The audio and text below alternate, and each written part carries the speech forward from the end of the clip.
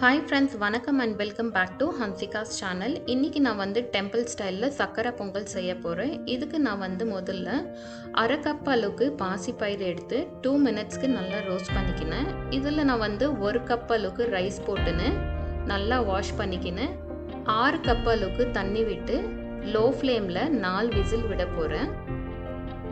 Low ஃப்ளேமில் வைக்கிறதுனால பருப்பு அதிகமாக வெளியே பொங்கி வராது. அதனால இப்போ இதில் 1 டேபிள் ஸ்பூன் அளவுக்கு நெய் விட்டு நல்லா மிக்ஸ் பண்ண போகிறேன். ஒன்றுக்கு ஒன்று ஒட்டாமல் இருக்கும். அதனால அடுத்து இதில் வந்து நான் 400 கிராம் அளவுக்கு வெல்லத்தை ஆல்ரெடி மெல்ட் பண்ணி ஃபில்டர் பண்ணி வச்சுருக்கேன். அதை இதில் போட்டு நல்லா மிக்ஸ் பண்ணிக்கலாம். பர்ஃபெக்டாக இருக்குது.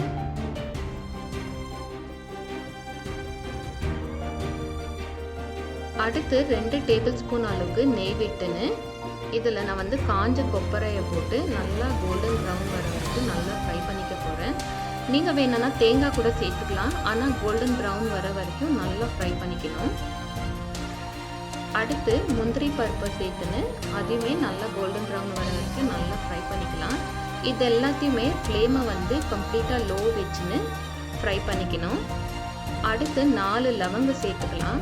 லவங்கம் சேர்க்கறதுனால கோவிலில் நம்ம பொங்கல் வாங்கி சாப்பிடும் போது அதோட ஃப்ளேவர் வந்து டிஃப்ரெண்ட்டாக இருக்கும். அந்த டேஸ்ட் வந்து நம்மளுக்கு இதில் கிடைச்சிடும். அடுத்து காஞ்ச திராட்சையை போட்டு நல்லா உப்பி வர வரைக்கும் நல்லா ஃப்ரை பண்ணிக்கலாம்.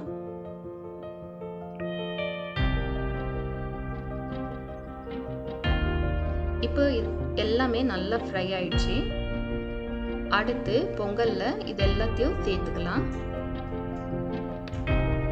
கூடவே அரை டீஸ்பூன் அளவுக்கு ஏலக்காய் பவுடர் சேர்த்துக்கின்னு பொங்கலை வந்து நல்லா மிக்ஸ் பண்ணலாம்.